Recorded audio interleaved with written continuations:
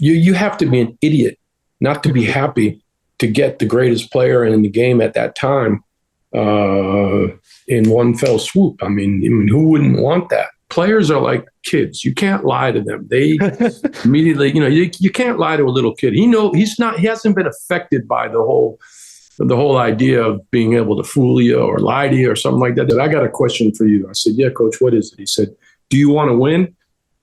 I said, yeah, I want to win. He said, take Anthony Parker. I'm not great at many things, but I do, if I may say humbly, and it won't sound humble, but I do think I'm great at one thing, and that's I'm a great judge of character.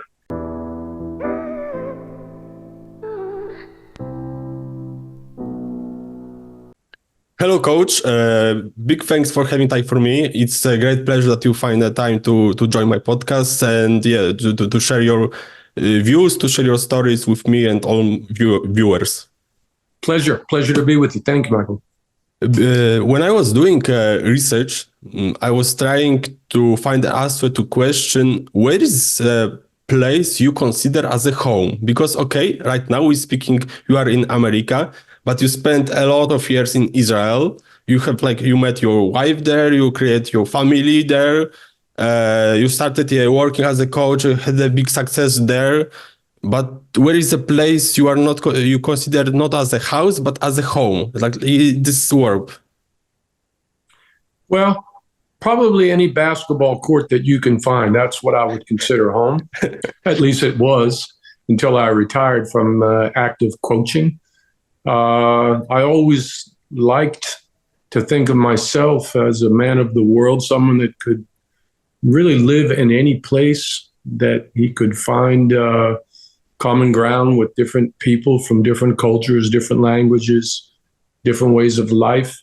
So, it would be easy for me to say, well, I lived a good part of my life, or I grew up in the United States. I lived a very good part of my life in Israel. I lived many, many years overseas in different countries. So home was always sort of where I was working. And I've basically led my life that way. A few months ago, when I spoke with Alessandro Magro, who is a coach of Brescia in Serie A, he told me that the coach job is like being a gypsy, because you are traveling a lot, you move from one town to another town. Some players, when I spoke with them and asked them a question if they want to be a coach, they think me no, because there is like living the same life as a player, because you're moving more and it's more likely to be released from the contract, to fired when you are a coach than when you are a player. Yeah, and I understand that, my friend, but I take it maybe one step further and maybe take it a little more seriously, that the places that you go, they shouldn't only be about the job. They should be about wanting the experience and the ability to learn and to grow and experience with other people in such a way that you can perhaps influence them given your particular background, and certainly you're willing to be influenced by them and learn from them about their particular set of circumstances. So, I agree with the fact that the feeling at times can be gypsy-like, because you're changing constantly your environment. But on the other hand, who's controlling that and what you do with it is what's important. And I always felt that I was controlling it. And that's what makes it a different sort of scenario for me. And in your opinion, what makes a good coach? I'm asking this question because when I was doing research, I found a story, I don't know if it's true, that your mother was a special needs kid teacher. And I was wondering, could you, looking back, could you say that you took something from her when it comes to the coaching coaching job? Well, thank you for reminding me of that. First of all, absolutely. I was, as a little kid, I remember clearly and fondly the fact that my mother used to take me to work with children with special needs. And at first, I was disturbed by it. I wanted just to go out and play, or not to be there. And then over time, having the ability to work with young people and to help in some way, shape, or form, even if it means helping a kid learn how to write his name, I found it particularly fulfilling and ultimately very meaningful. And I didn't recognize at the time that it was going to influence in some way my desire to either play or to coach. But I certainly learned valuable lessons on the importance of helping someone, regardless of their particular skill set or regardless of their particular abilities, to help them be the best version of themselves, which for me is the secret behind coaching. A humane approach, a human approach to other people, teaching them to work together or to find the best of themselves in whatever it is that you're trying to pass on to them. And how Coach Blatt would describe David Blatt as a player? Would you like to have player like him in your team? Well, I went through different phases in my career as a high schooler and a college player and a professional player, and each one of those phases was different. For me, this is all, beginning in the United States, which has its particular set of circumstances in terms of how you grow as an athlete. But I'd want to have a player like me because I certainly was a guy that wanted first the best of the team and wanted to play for the betterment of the team. Whether at one phase of my life I was more of a leading player or a star, at other phases of my career, more of a supporting type player. But yeah, I can see myself playing for a coach like myself. One thing I know is that I wasn't afraid of a coach asking a lot of me, and that's certainly how I would be as a coach. So that willingness to be coached, I guess, is one of the things you hope to find as a trainer or as a coach. Yeah, and I can see myself like that, sure. I heard a story, I think, from your high school coach that there was a moment when you sneak out to hall and sleep in gym just because you didn't want to miss a practice so much and start very early. Is it true? Yes, as a matter of fact, that is a true story. And you make me smile because you make me think of my high school coach, Smokey Moresi, who was probably the most influential character in my life as far as my sports career is concerned. He was kind of a father figure to me as well as a mentor. And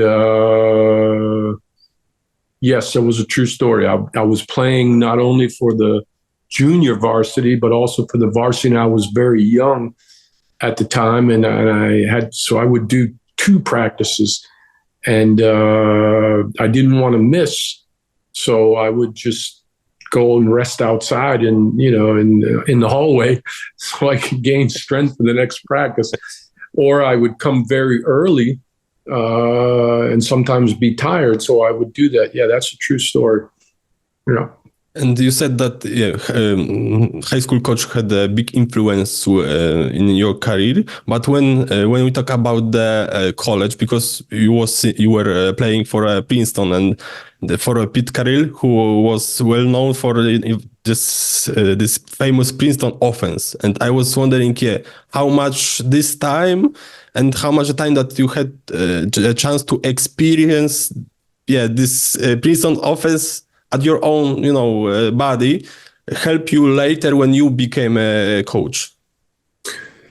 Yeah, I did. I was fortunate enough to play for Hall of Fame coach Pete Carril, who designed and is to this day known for the Princeton offense, which has gone through different amalgamations, has changed somewhat over the years because of the shot clock and because of the style of play. But certainly from that period of time and through him, I learned the fundamentals of a kind of offense that ultimately, except when I coached juniors at a certain point in my career, I never used in totality, but I did and had used really throughout my career different elements of it in terms of utilizing movement, of player movement to create situations offensively, and different reads that you can take and utilize in the course of your offensive play that require a little bit more than specific point A to point B type of plays. He always used to say, and I've used it myself, so I credit him with it, that, don't teach them plays, teach them how to play. And that's something that stayed with me throughout my career. And I am thankful to him for that. And how the life of professional player looked like in the 80s, but the player who wasn't good enough to play in NBA and had to move to Israel, like just another part of the world, another culture, another people, another language, everything was kind of new for you. Oh, sure. It was very new. And, in retrospect, it was a blessing because it's what led me ultimately to my international career. But I grew up in a non-nuclear family, so I was always very independent, and I was never afraid to go out and to try different things. And I sought out and I yearned for different experiences that would give me the opportunity to grow as an individual, as a human being. Basketball was very different from what I had become accustomed to in the States. And it took time to make those adjustments. But, when I maybe we'll get to this a little bit, but when I fast forward to my movement from European basketball to the NBA, I sort of did the same thing in reverse. The European game was something that was very familiar to me, and obviously I was fortunate enough to have some pretty good success. But when I left Europe to go back to the United States, it was like starting all over again because it was very different and very new, both in terms of style, in terms of environment, in terms of personalities. So, a lot of times you don't know the value of learning new things until later, because you use that ability to adjust and adapt and acculturate and find sort of yourself at home in new places faster than you would had you not experienced it in some other way, shape, or form. Do you remember a moment when you really started thinking that coaching can be your life after playing? Because I know at the end of your playing career, you have injuries that, stopped your career. And I was wondering if it was at that time or maybe earlier or later when you decided, okay, I can be a coach at a good level. It's another really good question. When I was playing, every club that I played for in Europe, I always asked if I could coach a team, a youth team, in that club for two reasons. Number one, as a player, you don't have that much to do. You have a lot of time on your hands, and you can use that time to do other things or to grow as a person.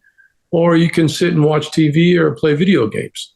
I wanted to do something. So coaching youth teams was interesting for me and was fun for me. The other thing is, coaching these other teams, I could make a few more dollars, and I wasn't such a highly paid player. I needed a little bit more income. So I did that, not because, honestly, to your question, not because I saw myself becoming a head coach later on in life when I stopped playing. I really wasn't thinking about that. You know, I had a college degree, and I had designs and ideas that I would do something other than basketball when I finished playing. So it really wasn't until I was injured and until I was working in another profession in Israel and was approached some months later by a former team of mine, Galil Elyon, in the northern part of Israel, and asked to become an assistant coach, that I really considered, you know, maybe coaching is for me, you know. So no, it wasn't my design. It wasn't my grand plan or by any specific design. I sort of fell into it. And, you know, luckily for me, it worked out. And luckily for me, I was part of a lot of great groups of people that helped me. But nope, definitely wasn't my game plan, so to speak, as far as life was concerned. And do you remember the myth about the coaching job you believed when you were a player, that later when you became a coach, you came to realize that it was a lie, it was just a myth? It wasn't just what? I'm sorry, I didn't understand. Just a myth, a lie. Oh, about coaching, or Just could you remember the myth, the theory, the myth about your opinion about the coaching job when you was a player? Yeah, and that years later you came to realize. I'll put it to you another way, Michael. What I came to understand over time was that the coaching profession was much more difficult than the playing profession. And there are three main differences. And I'll take it from the perspective of the coach as opposed to being a player or a professional player. Number one, as a coach, you sleep a lot less. Number two, as a coach, you worry a lot more. And number three, as a coach, the moment you get that head coaching position, suddenly everyone knows more than you do. So you better be ready. You better be confident. You better know the material, and you better be willing to teach and to dedicate yourself to the craft. Together with that, I can tell you that when I look back 30 years ago, when I started coaching, I often ask myself, how did I do that? If I think about how little I knew about coaching and about how to coach and about not only the profession and the job, but also the game itself, because as a coach, you should constantly be studying, you should constantly be developing, you should really be working hard on getting a better and a deeper understanding of the game and of the needs and of your players. So when I think back, it was like, geez, I didn't know anything, and I was already being a head coach. Not that I know so much now, but I certainly know a heck of a lot more than I did then, and certainly became a better coach over time. And how you remember working with Pini Gherson? How big influence he had on your career? You know, it's interesting that I don't know if everybody knows this, but I played for Pini Gherson. I was his captain in Haifa, in Maccabi Haifa, in 1983-84 season. So I knew Pini. And then, of course, I worked with him in the Galil, as well as in Maccabi. And, Pini contributed a lot to my development and my knowledge of the game and my knowledge of coaching.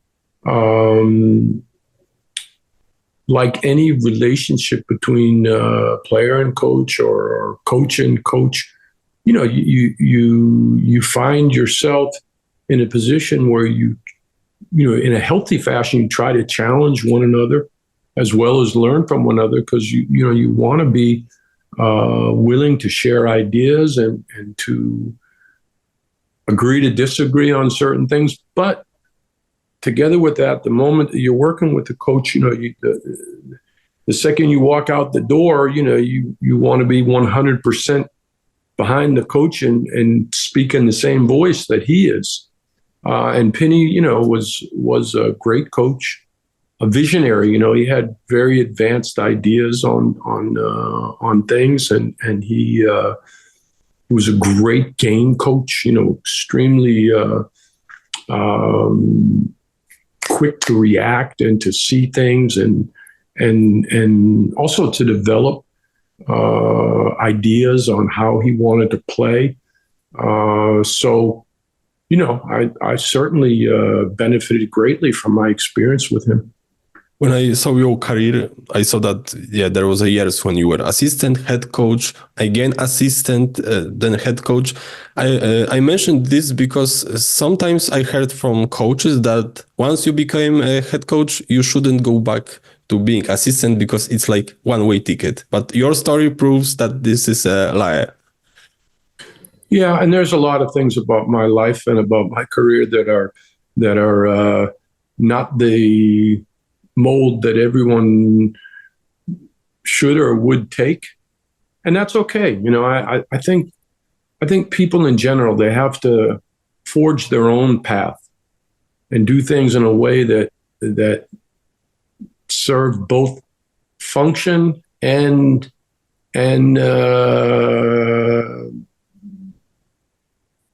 art, so to speak. You know, you can do things because they look good, or you can do things because they are the right thing to do at that time.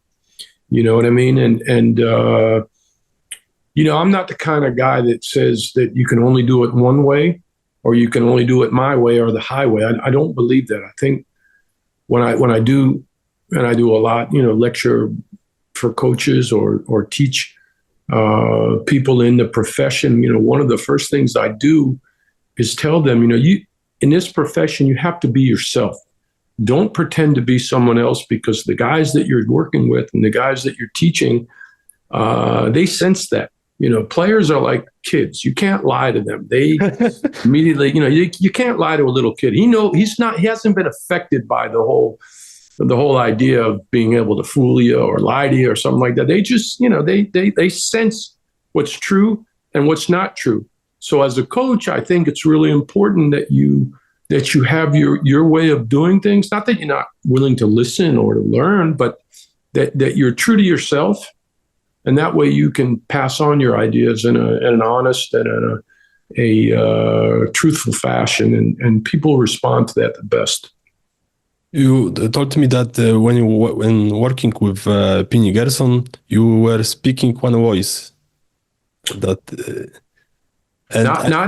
Not behind closed doors, you know. We'd be going at it, but once we get out of that room, he was the head coach, and I was speaking in his voice, so to speak. You know, there was no, in my mind, there was no place for any type of disagreement outside of the coach's room. Yeah, it's a matter of loyalty. It's a matter of the proper way of doing things and of working together. In a professional and in a fruitful environment. It's important that you mentioned that behind closed doors, because I asked this question.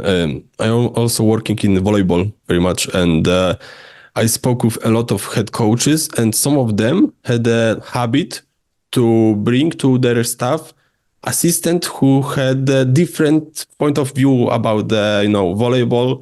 And I think when it comes to basketball, because do you like working with people in your staff that had a much different the different coaching philosophy? Sure, absolutely. You have to be and should be open to new ideas and different ways of doing things. Doesn't mean that you necessarily adopt them, although sometimes you do. But hearing different voices and getting an objective viewpoint from others is extremely important in your development as a coach and as a person, and in your team's ability to function in the best possible way. I mean, I think that's normal and natural and the way it should be. In the podcast, I think the Benas podcast, you said that one of your best skill is being great when it comes to judging of people character. Yeah, and I wonder. I'm not great at many things, but I do, if I may say humbly, and it won't sound humble, but I do think I'm great at one thing, and that's I'm a great judge of character. And I see character as probably being the number one priority, both in terms of building a team and in terms of coaching a group of young men or women in the profession. You want to have people that are about the right things. They don't all have to have the same skill set. They all don't have to be the same, but you do hope that fundamentally they're about the right things. And that starts with emphasis on team, emphasis on playing right, certainly emphasis on behaving in a manner that is respectable to the group as a whole, to the organization, and to everything that goes on in your team. But if you have little talent and great character, you can work with a person like that because you can teach. If you have a lot of talent but little character, it's going to be hard to make that work in your team. The best thing, of course, is to find guys with great talent and great character. Then you're on your way. But when you realize that you have this skill, where your skill came from? That's a good question. I think that came from being around people like my high school coach who stressed, the importance of the right way of doing things, of being dedicated, of being committed, of asking the most of yourself for the benefit of others and of your team. Having grown up in a situation where I really had to sort of rise above difficult circumstances, so I knew what that was and what it meant. Having experienced and played with or coached guys that had great character that taught me lessons as far as how they went about their jobs and they went about their profession and their lives. So, from different sources. But there's a sense and there's a feeling. I mean, I can tell you this. My best recruiting jobs generally came from simple conversations that I had with players that I wanted to bring to the team, And in 5 minutes, I understood what this guy or girl was about. And it helped me to make some pretty good decisions on what type of individuals I wanted to bring into the program or wanted to work with, or how they would work with others, Yes, so some of it's anything in life, and people, I have healthy arguments about this. People talk a lot about nature versus nurture. Are some things taught, or are they and learned, or are some things just natural? I believe that somewhere along the line you learn things, whether you're conscious of it or not conscious of it. You see, you hear, you feel, you sense, but you learn it. It's not like you just wake up or are born with any particular excellence in some skill. A lot of people say that it is the case, and I'm not necessarily right what I'm telling you. I just think you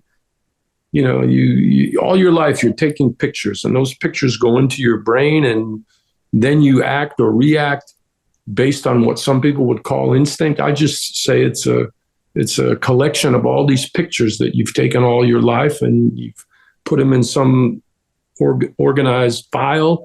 And when the time comes to make a decision, like choosing someone based on their character, you have a sense of how and why you're able to come to that decision. It's terribly philosophical, but that's what I believe. When you told the story that after a few minutes you can judge a person, judge a character, you remind me a story about you. You told this story in one of interview about how you hired Coach Kemzura in St. Petersburg. That after you right. few minutes call, 5 minute conversation. First time I talked to him, I was looking for someone to come work with me in Russia. The first time that I was there in St. Petersburg, I was given a suggestion by a man by the name of Igor Rubin, who was the GM of the new St. Petersburg team. And he said, hey, why don't you talk to this young man named Kęstutis Kemzura? He's Lithuanian. He speaks Russian and Lithuanian and English. And, I hear good things about him as a coach. Why don't you consider him for your staff? And I called him on the telephone, and, I asked him a question or two. And then after 5 minutes, I stopped the conversation and said, Kęstutis, I don't need to talk to you anymore.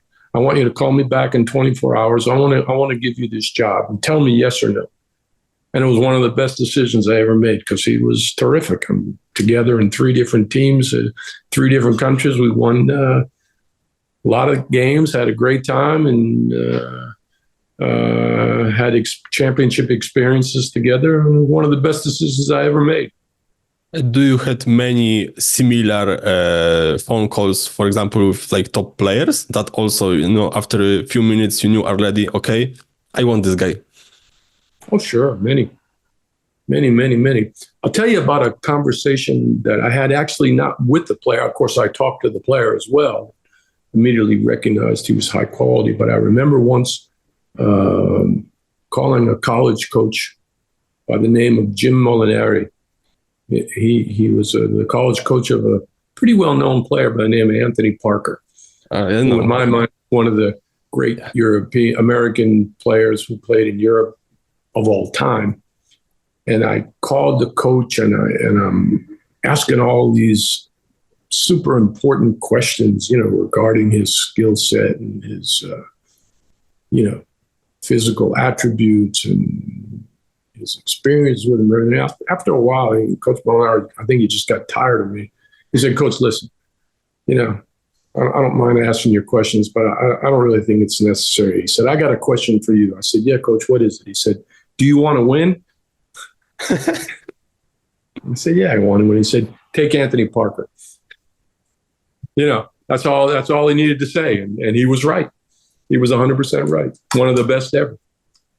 And for you, because you said that, okay, move from United States to Israel was, new challenge, because a new part of the world. But when it comes to a move from Israel to Russia, because you already spent, like 20 years in Israel, so it was like your second home. But right now you move another time to different world, and different culture. So how was like, for you, how you remember your first months in Russia?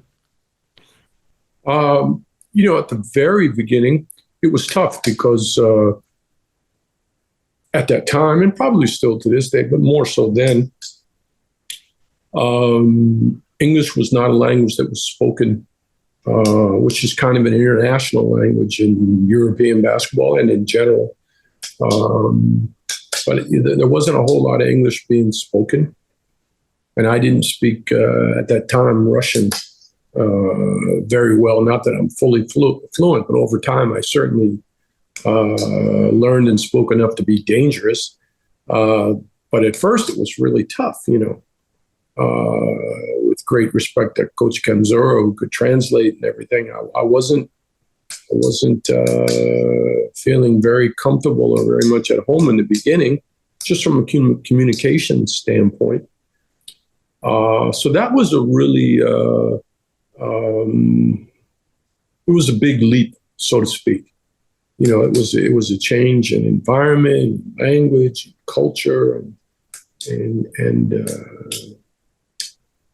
of all the different places that I went to, that was probably the most drastic change, so to speak. Although very quickly, I found my way and felt very comfortable and was very happy for the most part, particularly in my first year in St. Petersburg and in the 7 years that I did coach the national team. I had one year that was not particularly happy for me, but that was more because of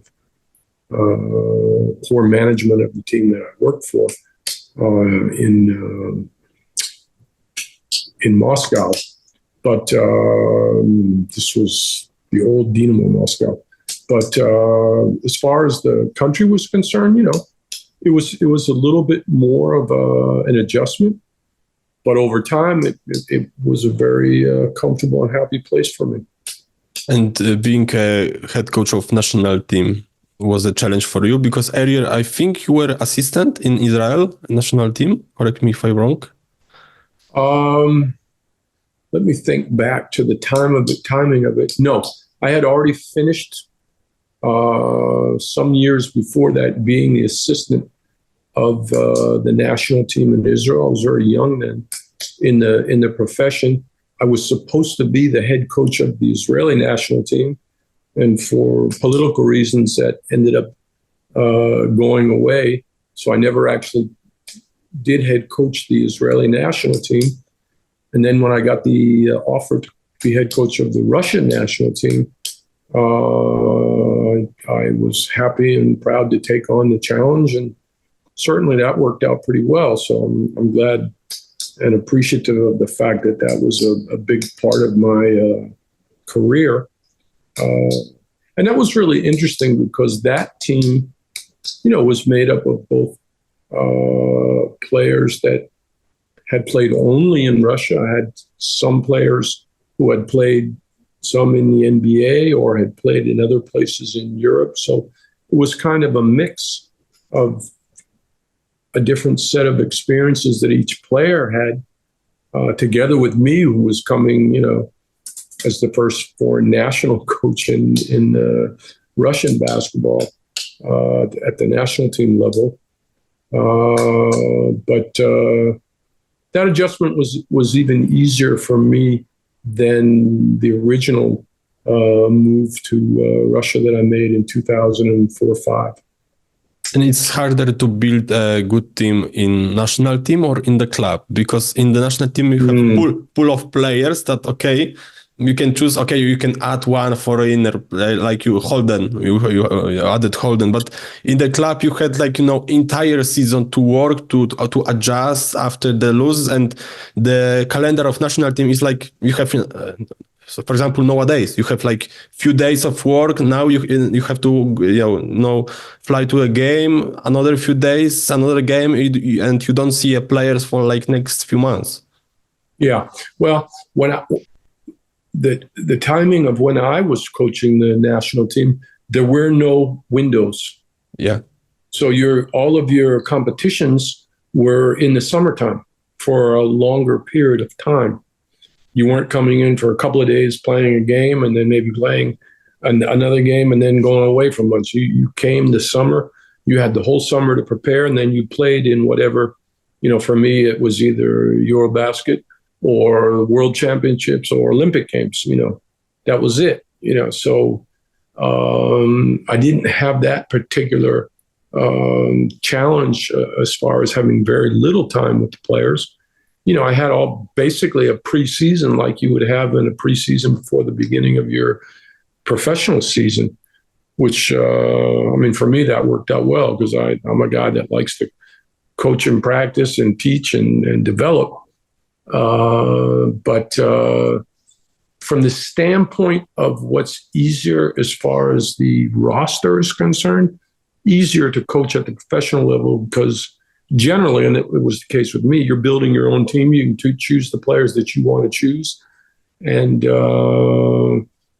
if you want to play a particular way and you're not inheriting the team, in total, then you can sort of pick and choose how you want to build it. In the national team, there's a limited number of players that you can choose from, and you have to make it work depending on whatever generation that you inherit, so to speak. So that's a little tougher. And what is your point about naturalized players? Because I think after last Olympics, I spoke with Coach Sekulic, the head coach of Slovenia national team. Mm-hmm. And he told me that having, foreigner in the team is like having one more card while playing poker. That if you don't have this type of player and you play against team that has, it's like, they got one more card. But on another side, I spoke with Igrzysk, who is a Latvian player. The Latvia, if you remember the World Cup, they didn't have any foreigner player. And he said that in Latvia, nobody can understand how can you have foreigner in your national team. So what's your take on this? Obviously I'm not objective because the first EuroBasket championship that we won, I did have a naturalized player, J.R. Holden.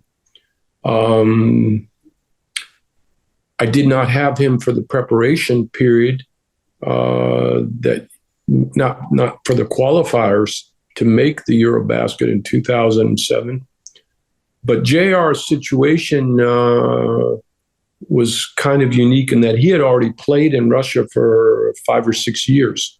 He was a part of the many great Cheska teams, and he had spent a significant amount of time in Russia, and them naturalizing him was not like, a month before the beginning of the competition, a team saying, okay, here's a passport, you can play for the national team.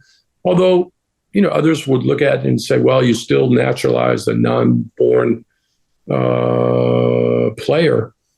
So I kind of understand both sides of the argument on that one.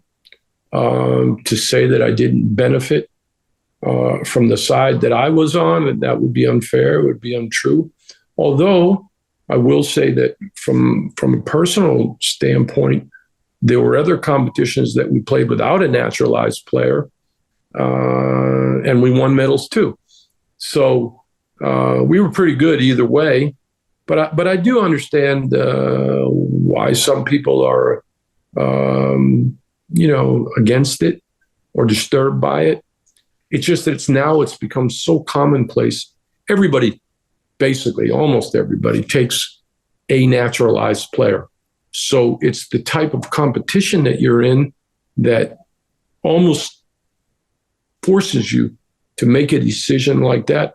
I guess the only thing is, how do you go about doing it? And are you taking someone who's actually lived in the country, who's actually played in the local systems and the local leagues or local clubs? And there's some justification for them being a part of representing the very country that they're playing for. But it is a problematic situation, and I get both sides of the argument. We were talking before about your skill to judging characters, but when it comes to your coaching philosophy, how building and maintaining a relationship was important? I mean, because I don't want to talk about tactics, etc. Because to be honest, I didn't train basketball. I play only on the streets, so I don't know nothing about the tactics. But when it comes to to this mental aspect, how important was for you, just this mental aspect of the building relationship with the players, with preparing good speeches before a game, and also, during a timeouts when you have not much time to talk?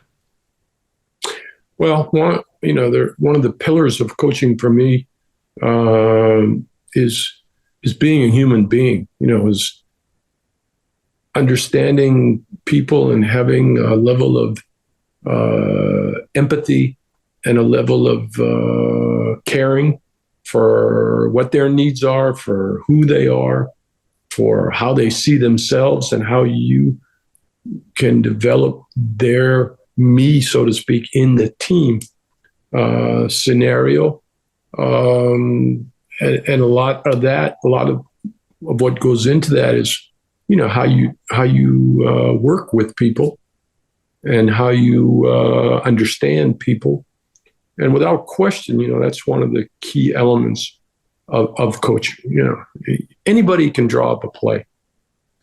Anybody can, call out a defense. And if you have any knowledge, obviously, anybody can coach and bring a particular tactic into the game. It's a lot deeper than that, and it's a lot more personal than that. And that has to do with your humanity as a coach, and how you communicate, and how you, not only your ideas, but directly with individuals, and how you incorporate that into a team motif, how you make that part of your identity as a unit.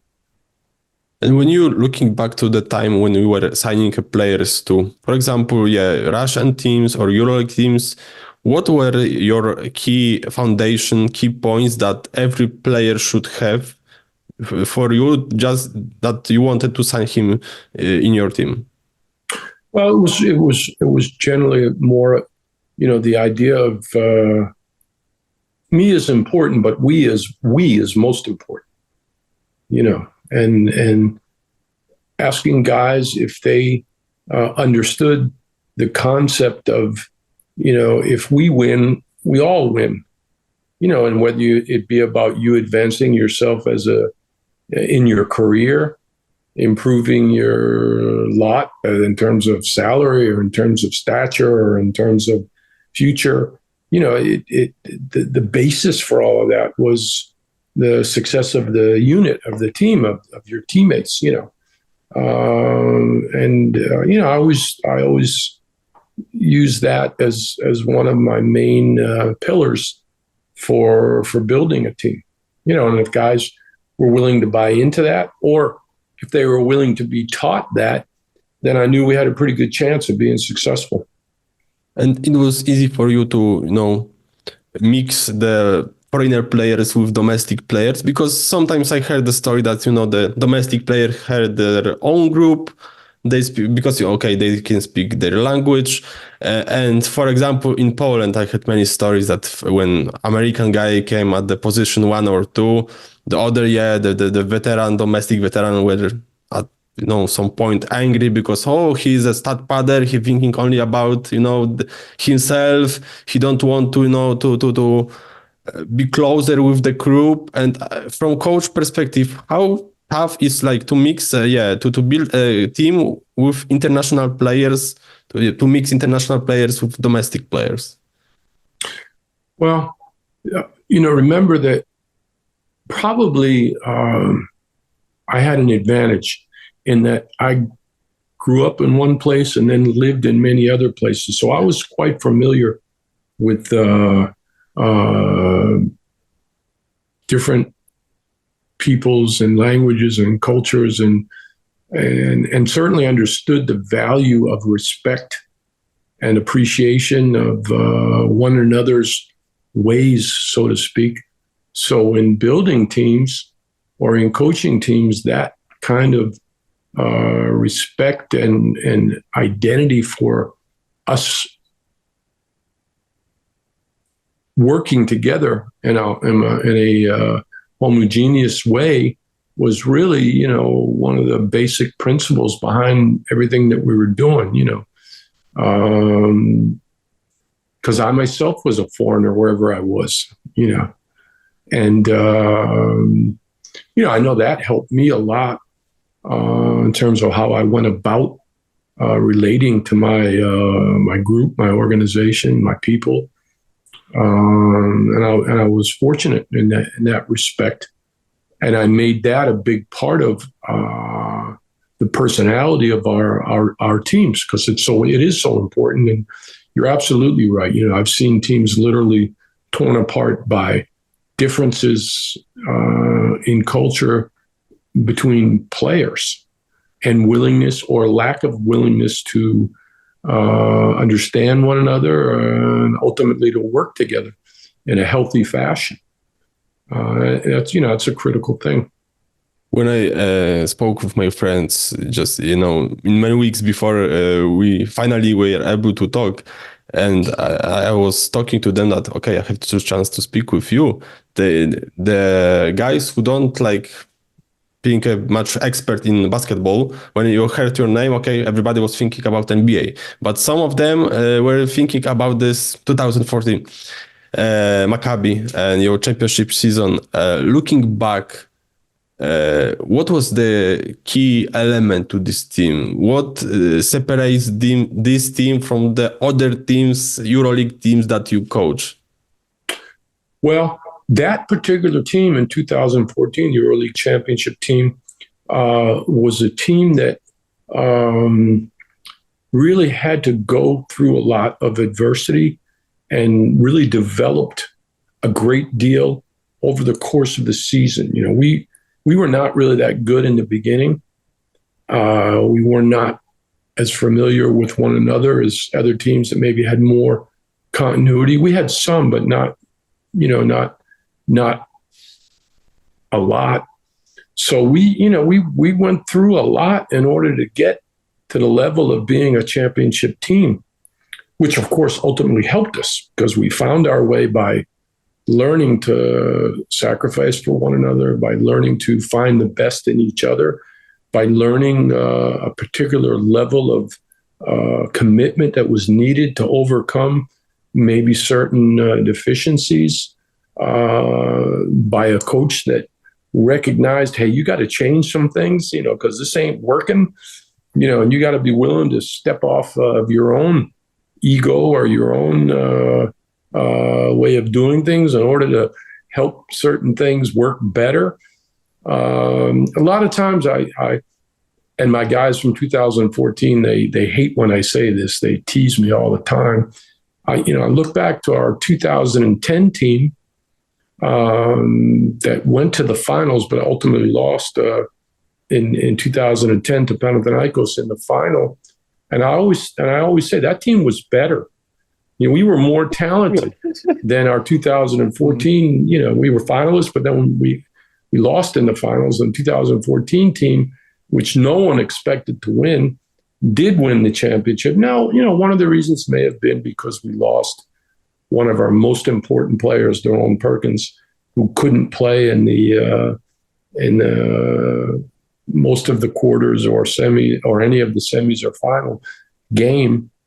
So that might have been one of the reasons that we didn't win the EuroLeague that year.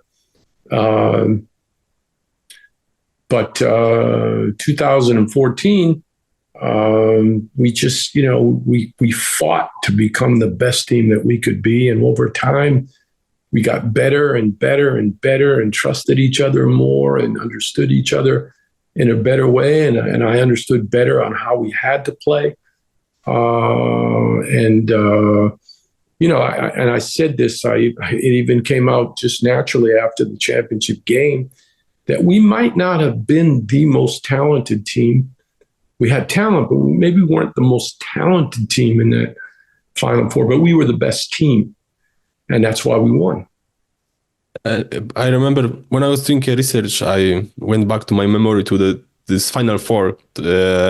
And I remember the game against CSKA. You lost the three quarters, but in the fourth one, you were like, great. And the final against Real, there was overtime when Tyrese Reese went like on fire. But my question is, do you remember what you told players during this timeout at the end of this both games? What you have changed in these games, in their minds?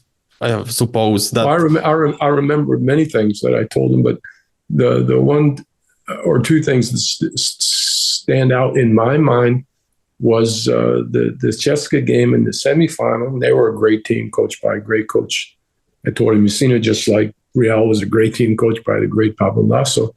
I remember that we were down all game against Ceska. They were the heavy favorite. And at one point in the middle of the third quarter, we were down 15 points. Now, in a FIBA game, being down 15 is very significant. Yeah. And we took time out with about 3 or 4 minutes to go at the end of the third quarter. And I thought back to our great comeback in the quarterfinals against Milan, where we were down 12 points with like 2.5 minutes to go. And we came back and won that game and stole the home court advantage and ultimately made the Final Four. And we were in the timeout, and I said to my players, guys, let's just cut it to 10 at the end of the third quarter, and then we'll have them right where we want them, because we're used to this. And lo and behold, that's exactly what happened. Now, of course, I had no guarantee that that's what we would do, but I wanted the guys to sort of lock into just improving a little bit and making taking a stand, so to speak, for few minutes at the end of the quarter, so that we could give ourselves gain a little bit of momentum and make a great push in the fourth quarter, and that is what happened. And together with that, I can tell you, in the second quarter against Real, we were down 13. And they are a great team, really great, just super talented, super well coached, like Ceska. And we called timeout in the middle of the second quarter. We're down 13. Doesn't look like we got, it just looks like they're much better. And I told the guys, fellas, we got them right where we want them. We're down 13. We're looking good. Let's just get back to doing certain things. And ultimately we did. We made a little run at the end of the second quarter. And then, it was a great second half and overtime, between two really, really good teams that turned out, for us in the best possible way. Sometimes when I spoke with coaches, they joke that it's easier to motivate players to do the timeouts when you are losing, when you are trying, to maintain a result, to get that when you are leading with a big margin, because it's when you are losing, the players are eager, to fight, for the points. But when you are winning, you can easily be, lose focus or something like that. I remember I spoke one time with Laurent Tilly. He's a coach, volleyball coach of France, the gold Olympic team. And he told me a story that he had, great team, but they got a problem because at the second timeout, they were leading like 16-10, 16-12. So like they got a big lead, but somehow at the end of each set, they were losing. And he was wondering, what is wrong? And one time he came to realize that during the timeouts, they started to talk to the players. Okay, you are not leading by 5 points. You are losing 9 points to 25. And you have to, trail this 25. And this changed the perspective on players, and they stopped losing these sets. Yeah, there's something to that. I don't know that's a guarantee for success. Yeah. But there is something to that. The underdog mentality and the understanding that you can potentially change momentum or put the other guy under pressure just by doing a few certain things better, gives guys hope. And that hope manifests itself perhaps in better performance. And at the same time can impact on your opponent in a way that they lose confidence or that they lose their way a little bit. Again, I think there's just as many stories for when you're leading and you're playing right and you're doing things in a way that you can consistently depend on, you could also say, well, that's a good way to go too. But, let's say the better stories come from those particular situations like the ones that I described, because they're underdog stories and everybody likes them. Yeah. Even you are American, I always considered you as a European coach. And I am. I'm American-Israeli, so I spent more than half of my life overseas, so today I look at myself as that. Yeah, I ask because I'm curious how this deal with Cleveland happened, because we both know that, okay, maybe right now the NBA is starting being more open to European coach, because we have Kokoszkov, we have Rajakovic, now Jody Fernandez, we have some assistant, foreigners. But at that time, it was before Kokoszkov time. And I was wondering, how this deal happened. And do you think Cleveland looked at you as American or as a European head coach? Well, my particular background, and it is a particular one, sort of afforded me the level of comfort with different people in different environments, just because I had lived in different places and worked with so many different types of players and people and cultures. I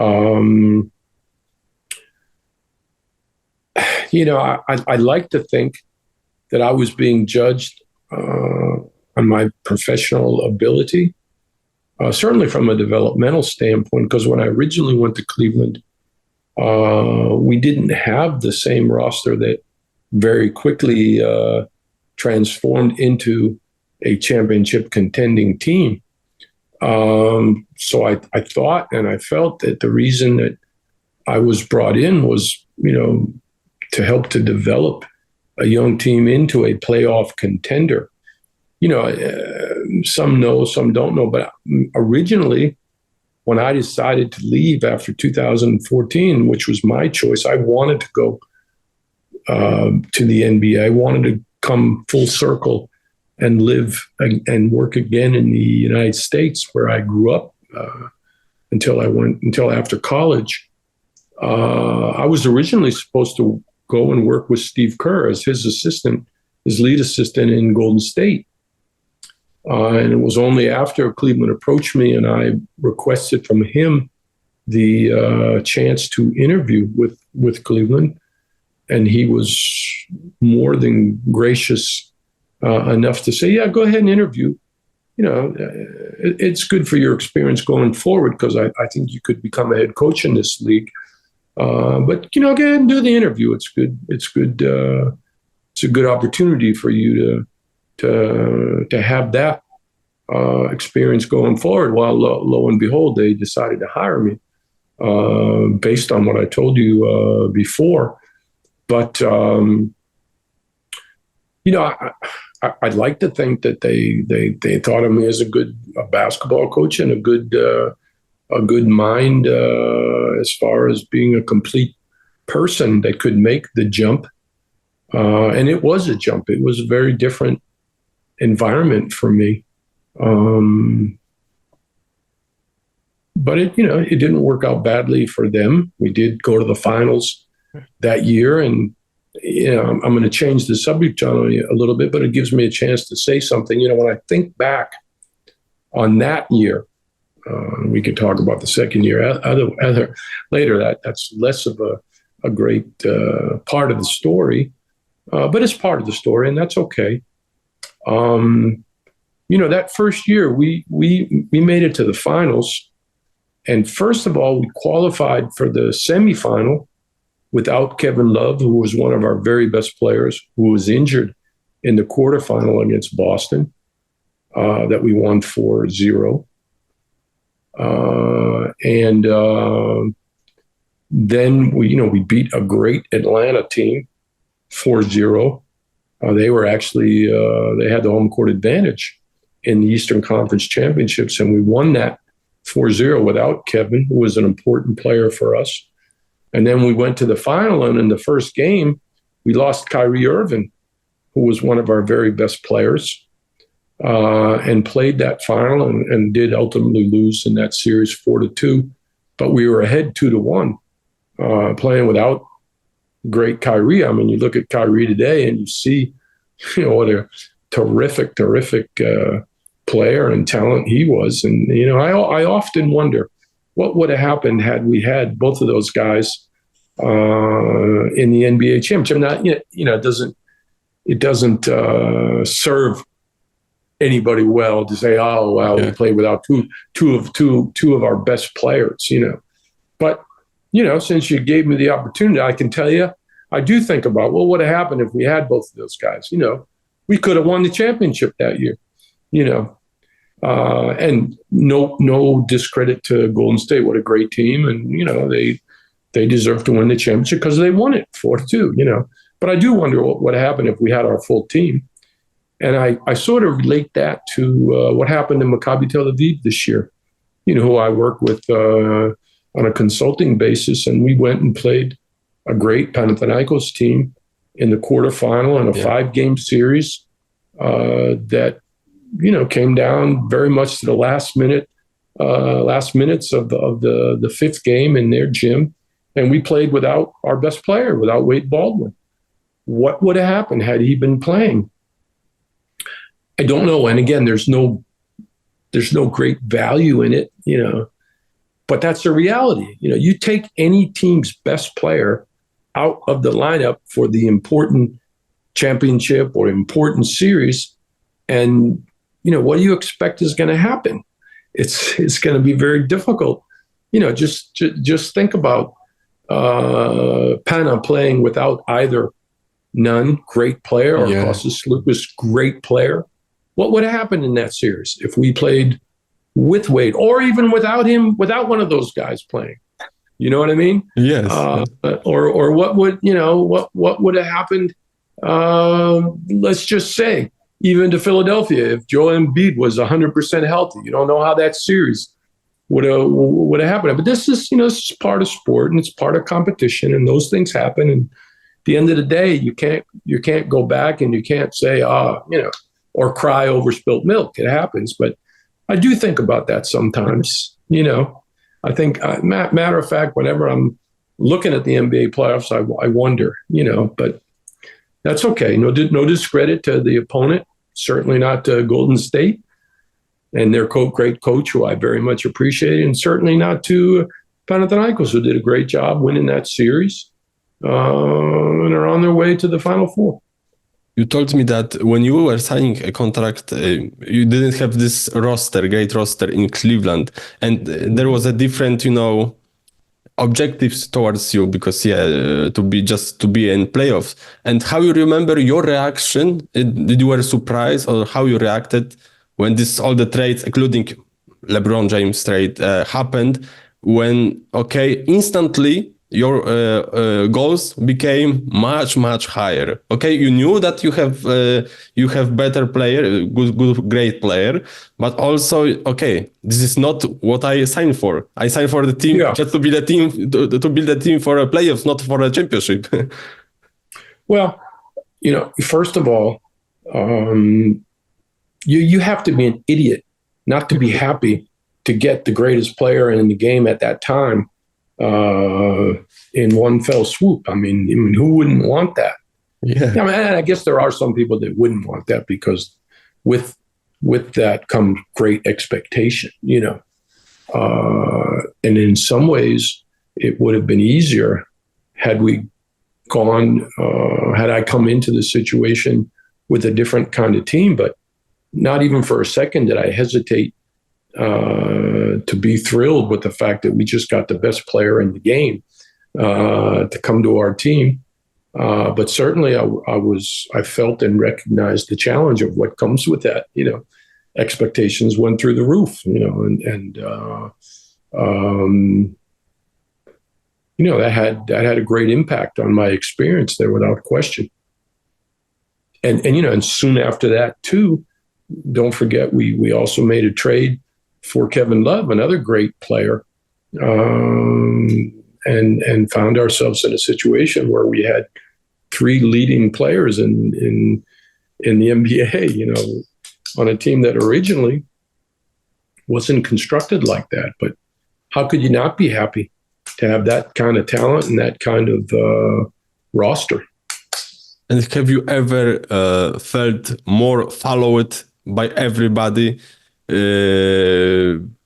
when it comes to this time in Cleveland? Have you ever remember the moment that people were more watching at you than during this time? Because when you have like these players, you know, every press conference, I don't know, your body language in the game was analyzed. I remember even when I was doing research, I found, you know, many plays, for example, the title on YouTube, Kyrie Irving arguing with David Blatt, or LeBron James ignoring David Blatt. Everything was like, you know, millions of views. And I'm wondering, was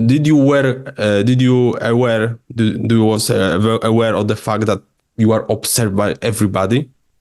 I'll tell you this, you know, one of the major differences between the NBA and Europe is what the game is outside of the game.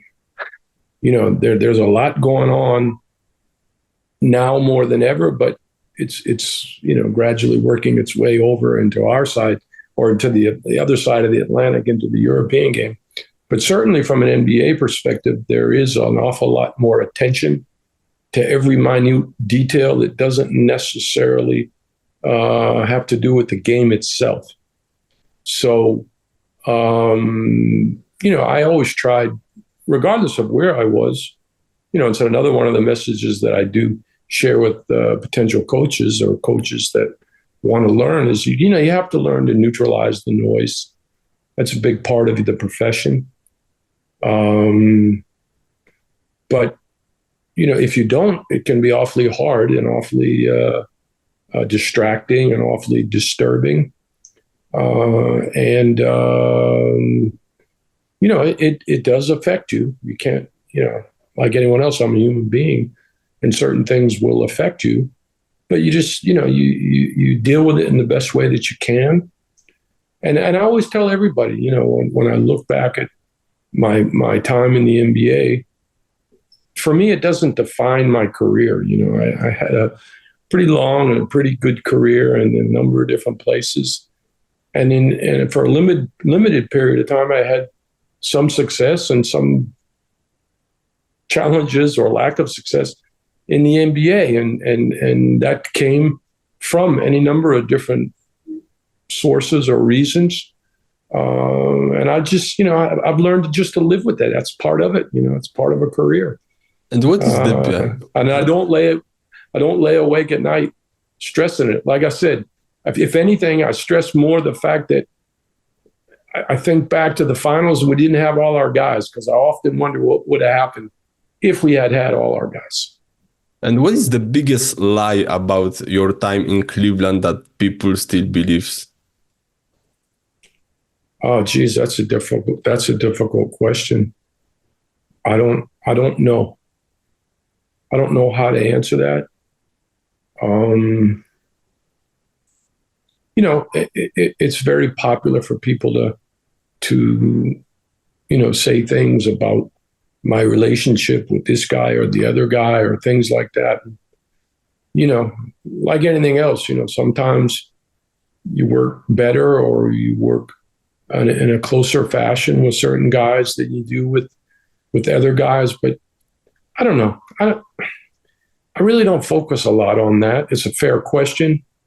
You know what? Maybe more than anything, you know, when I look back, I wonder if I could have coached it differently in terms of demanding more from a practice aspect, as I would have, or as I did as a head coach in Europe or in the national team environment. And we didn't do that in the NBA because you couldn't. Some teams, some guys wouldn't let you, you know. It's just like now in the NBA, some teams really practice and other teams don't practice at all. And there's merit in both of those things. Some teams that are more veteran oriented, you just can't put them through the level of practice on a day-to-day basis that you do other teams. So, I look back and say that I probably didn't coach that team the way that I would have liked to. And that had an impact. And that's okay. That was part of the journey. You know what I mean? And 30-year career, you're going to go through different things, and it's going to become, at the end of the day, just a long journey that you value for what it was, and you say, I was glad to be a part of this, you know what I mean? And you take the good together with the tough parts of it, and hopefully you sleep well at night.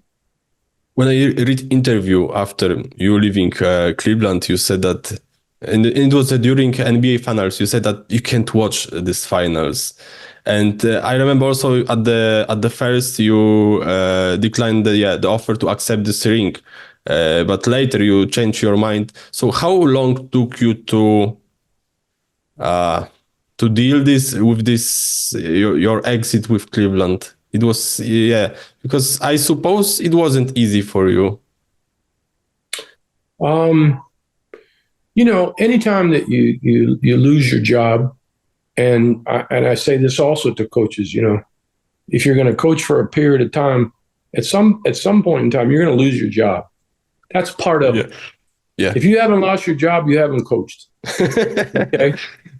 Hopefully, it doesn't happen often, and you have some good experiences and successes along the way. But you're going to lose your job for one reason or another.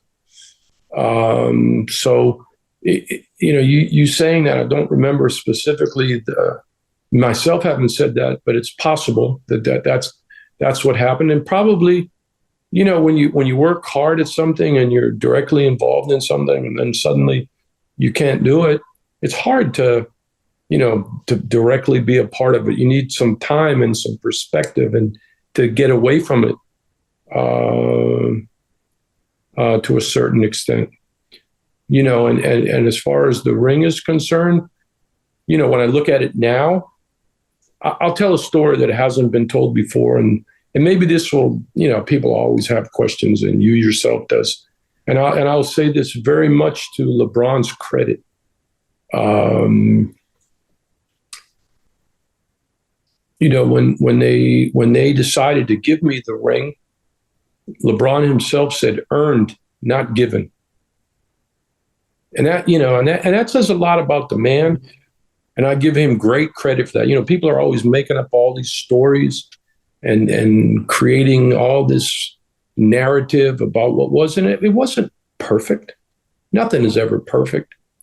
But he has my respect. He has all my respect as a man and as a human being. And whether or not we agreed on everything, that's part of life, But that particular instance, it just goes to show you, in retrospect, what that was all about. I worked hard. Maybe I didn't do my best job. Maybe that's why I didn't stay there. And that's okay. Maybe I was too young in the profession and the ways of the NBA. And maybe I didn't find my way into the hearts of some of my players or into the way of doing things that made them feel they were going to get the best out of themselves. That's okay. That's part of it. You know what I mean? But ultimately, I decided to do what I did because of things like that. I did work there and did work hard there and was a part of it. I'm not saying I was the biggest part of it, but I was a part of it. And I made and gave an honest effort. Could I have done better? Sure. But, part of the reason I didn't stay was my fault too, So that's the way I look at it today, And have you ever thought, okay, I wish I will have one more chance in NBA to prove everybody, okay, maybe to win this ring and to close everybody's mouths? And I tried, Michael, I I interviewed a couple of times more for NBA jobs because I did want to try again. I was very close to getting a job with the Knicks, and I interviewed in 2 other teams. I won't mention them because I don't know that it's been published or not. Because I did want to try again. I wanted to prove to myself that I could do it and I could do a better job.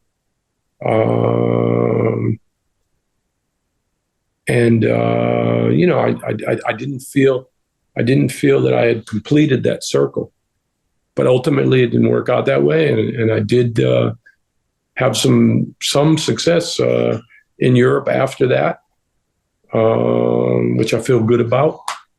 But you know, that's one of those things that you got to learn to live with and to leave in its place. I remember telling my players many times, and you know, when a season ended, you know, you don't win every championship. Sometimes, you know, you don't get the cup, you don't get the medal, you don't get the championship. I'm thinking in 2010 when we lost to Panathinaikos in the EuroLeague final. You know, great team, coached by the greatest coach of all time, Željko Obradović. You know, and we came into the locker room after that game. It was over. We lost by 6. And I told my guys, you know, guys, not every story has a happy ending, but it doesn't mean it's a bad story. And that's how I look at the whole thing, you know, as far as getting another shot in the NBA or having to finish my career due to my illness, you know. It doesn't mean it was a bad story. It was part of the story, you know. I'm glad it was, and I'm happy that I went through it. So could you say that this trophy, EuroCup copy with Darüşşafaka later, was like the signal for you? Okay, I'm still a good coach. Maybe because I always thought I was a good coach. Maybe I didn't. Maybe I didn't do always the best job that I certainly did the best job in terms of my effort level, but maybe I didn't always have the desired result or even coach it in the best way. But again, there's a fracture for me. There's kind of a block for me in terms of working in Europe as opposed to working in the NBA. It is a different world. And, you know, the last thing I'll say about it is probably for me to have started younger and worked in the NBA as an assistant, even when I had a chance to go and work with Steve Kerr and work my way into it that way, probably would have been better. Really? Because I had so much to learn, you know, in terms of the ways of the NBA. But you were already a champion. Or maybe to start on a different kind of a team, you know, where the expectation level wasn't so high and the patience was greater, you know, but that's how it is sometimes, you know. Not everything in life is perfect, you know. It's more about how you deal with it, you know. So you mentioned Darüşşafaka and us 1 year making the EuroLeague playoff with a new team, and then the next year winning the EuroCup to again qualify the team for the EuroLeague. Was it a validation of me still being a good coach? No, I knew I could coach. It was the happiness and satisfaction that I could work it as well in the same environment that I grew up with, so to speak, as a coach, and enjoy that particular journey at that point in my career and that point in my life, after having, you know, gone through a disappointment of not keeping my job in the NBA.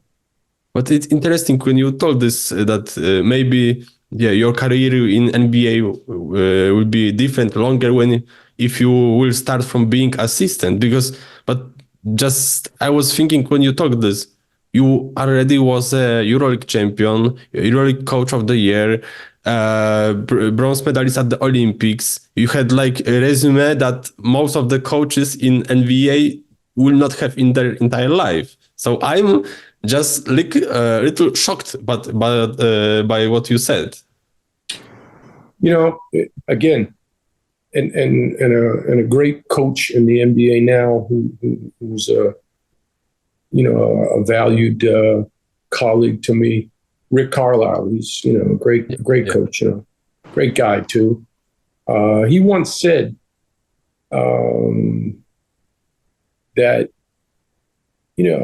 after I lost my job, he once said, I wonder how many NBA coaches with no European experience could go overseas and do what he did in the same fashion.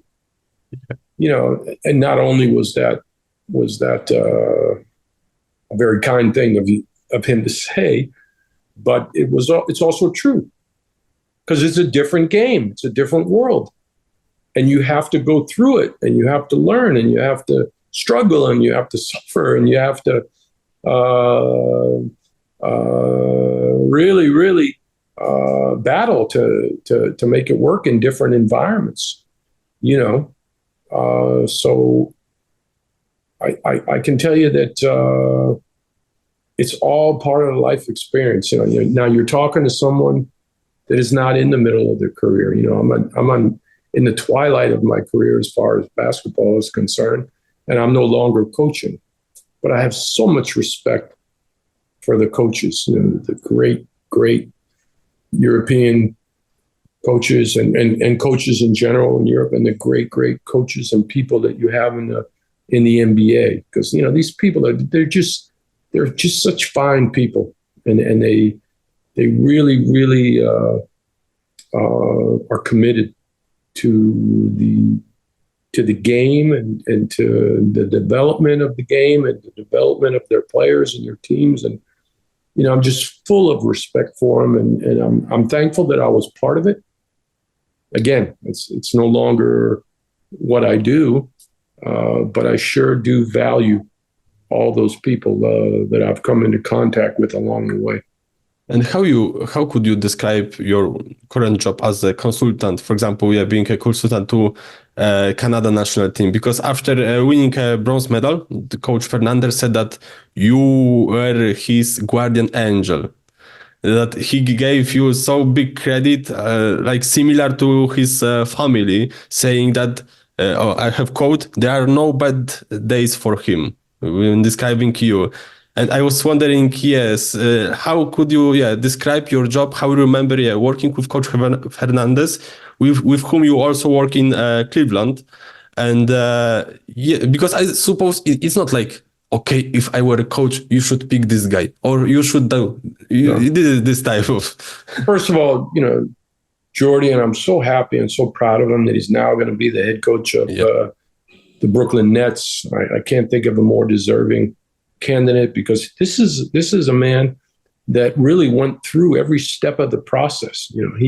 He's a European who came at a young age to the NBA and really worked his way up through every phase and every stage of coaching, and first became the head coach of the Canadian national team, and had great success because he's just, he's outstanding, but also the head coach of an NBA franchise. But he did the work, and he's done the work, and he knows what it takes to get to the position that he's in, and he's very much in the beginning. So he's gonna continue to develop and grow, and there's no doubt in my mind that he's going to be successful, because he's about the right things, and because he's a committed, hardworking, honest, knowledgeable basketball coach who's also a great person, which, as I told you, character first, and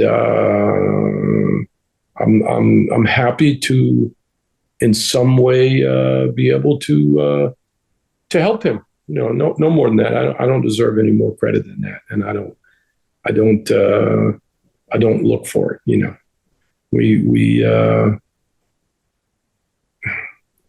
We should all take joy in sharing with other people the ability to bring the best out of ourselves and to help one another in any way we can, because he's certainly helping me as much as I'm helping him.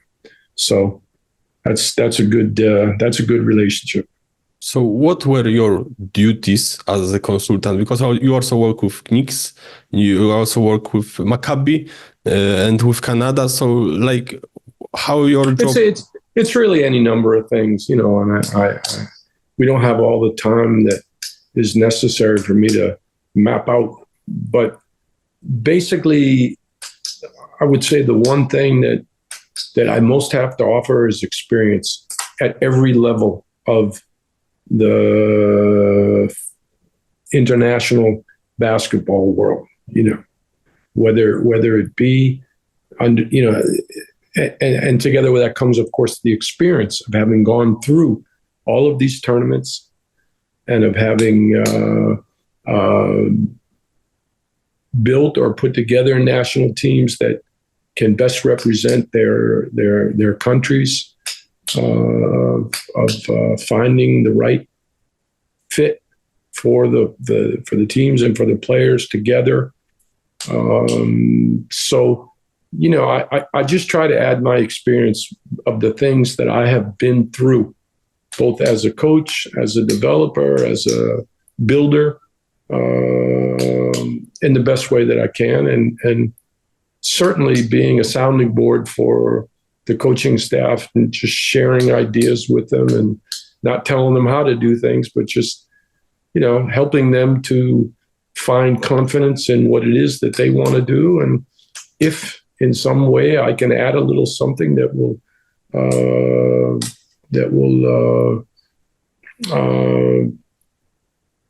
give some extra, then that's what I want to do. You know, that's what I try to do. I also, you know, I don't only work with coaches. I'm working with the great GM of Canada basketball, Roland Barrett, and you know, his role, of course, is different than the role of the coach. But I've also had a lot of experience in that part of the business, and I try to just be a sounding board for him and offer him any advice that I can, and give him an opportunity to bounce ideas off of me that, you know, he can ultimately develop his own philosophy on how he wants to go about it. You know, my job is not to be someone of consequence.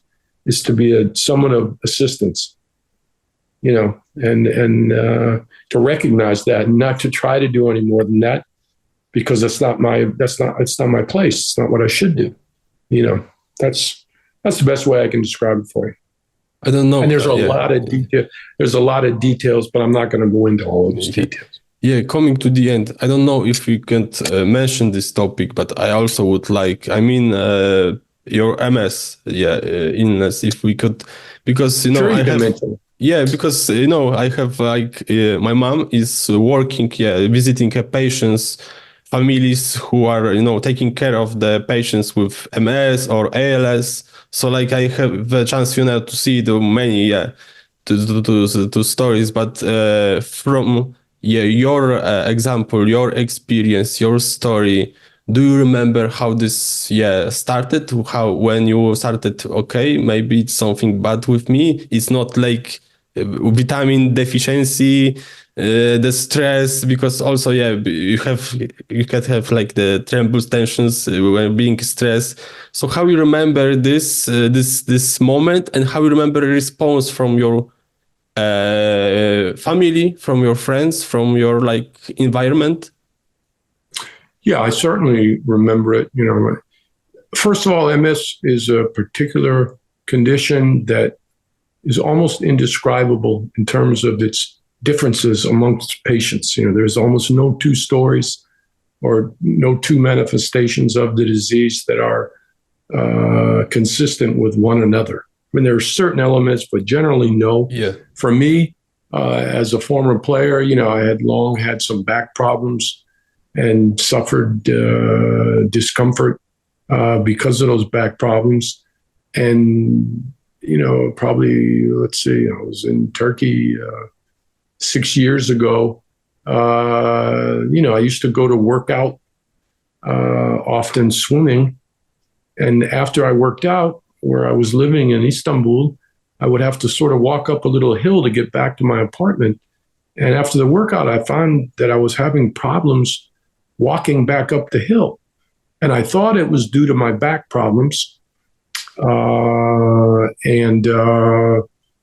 Ultimately I went and, I had always researched what this situation was with my back and was ultimately recommended to do a back surgery, a pretty serious back surgery, in order to help with that leg weakness, because doctors felt that it was due to the problems that I was having with my spine. After I did that surgery and rehabilitated for about 8 months, I found that I wasn't getting better. And then I had to go do another set of tests, which ultimately diagnosed me with MS. And for a certain period of time, I was still able to function, but gradually, I went down in terms of my mobility and agility and balance. And that's what, forced me to retire, because I couldn't stand consistently on the court and coach the team. So, I felt when I did ultimately recognize that I needed to stop coaching, the first thing I did was make everybody aware of the condition that I had, because a lot of people deny it or don't want to share it. Yeah. I felt that I was afraid to ask this question, because no. There is no fear as far as it's concerned. I mean, I appreciate your sensitivity, but I felt just the opposite. I felt a responsibility as a public figure to share and to publicize the fact that I was going through this, so that maybe in some way, shape, or form, I could help others or inspire others or give others some sense of community with the condition. And I do that to this day. I spend a good part of my week, working with or talking with other people about it, because it's nothing to be ashamed of, and it's nothing to hide.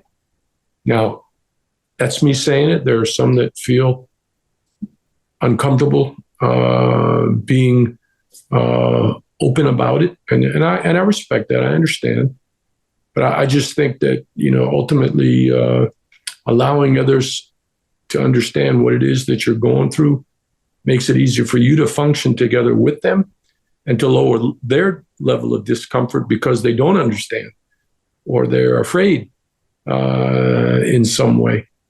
While I would certainly welcome the opposite to be true and not to have this condition, and to recognize that as of right now, there is no cure and there's going to be decreased capability on my part,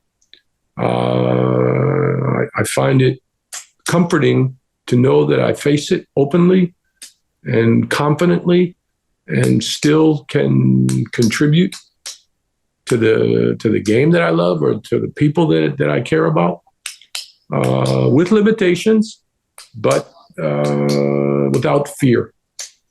And that's the right way to approach it in my mind. And it was harder to deal with this information for you or for your family?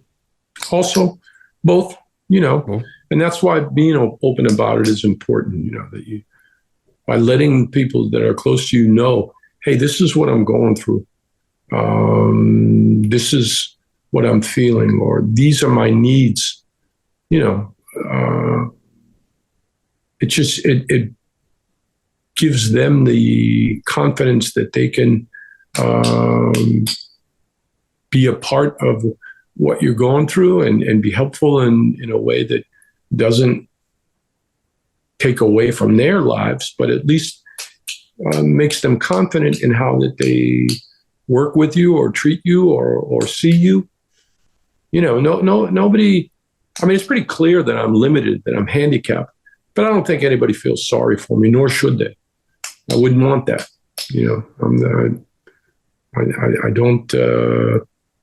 I don't want to make people feel uncomfortable. I just want them to feel confident in knowing and understanding I have limitations that I deal with, and then I'm the same guy and the same person regardless.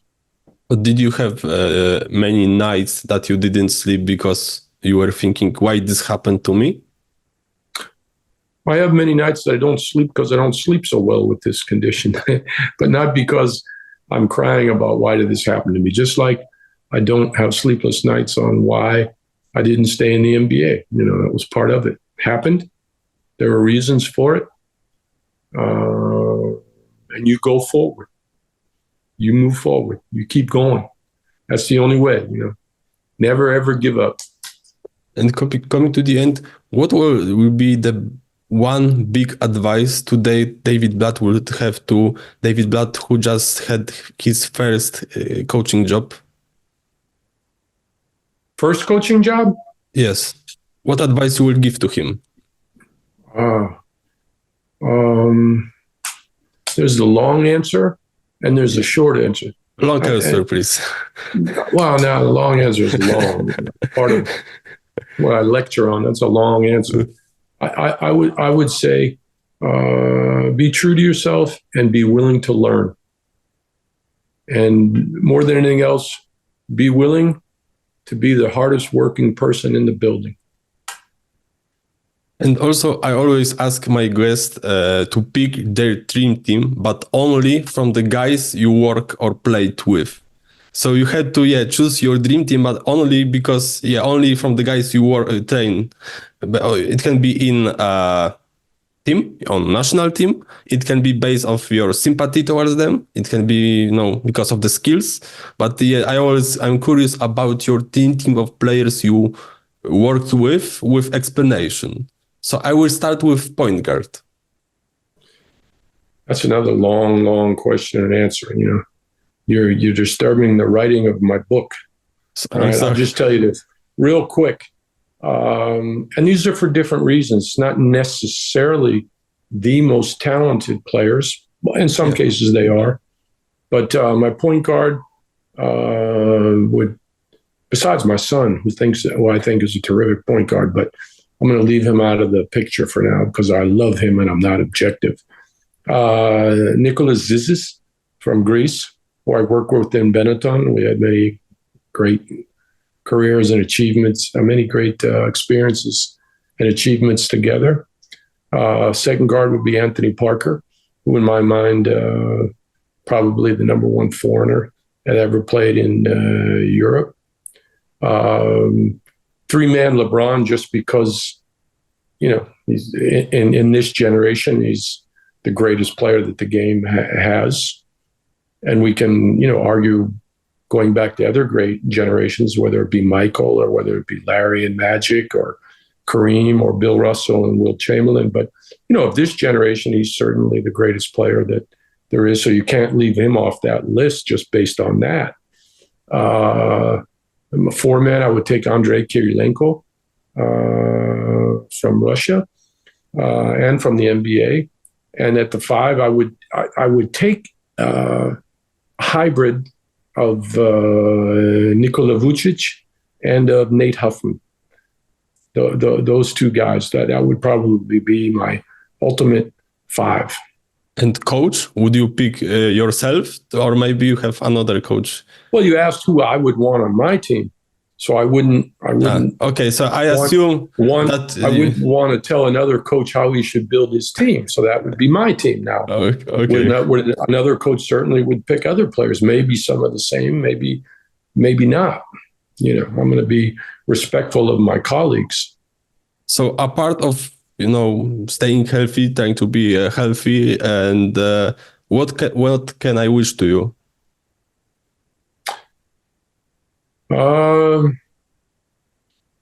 Just the ability to continue to enjoy life, to have the good feeling of working with other people and contributing to their growth and improvement. And health and happiness, man, which is what I would wish to anybody. So once again, big thanks, coach, for having time for me, for your story. Sorry for taking your time of reading a book. But I'm very glad that we finally, after so many years, like I said before, before we started, that it took me many years to contact you, and then many months to organize this interview. But I'm very happy, and it was a big privilege to host you in my podcast, to hear your stories. Well, you know why I agreed to do it. Because No? I'm a great judge. Because I'm a great judge of character, and you have good character. But how you judge through WhatsApp? I told you, just feel it.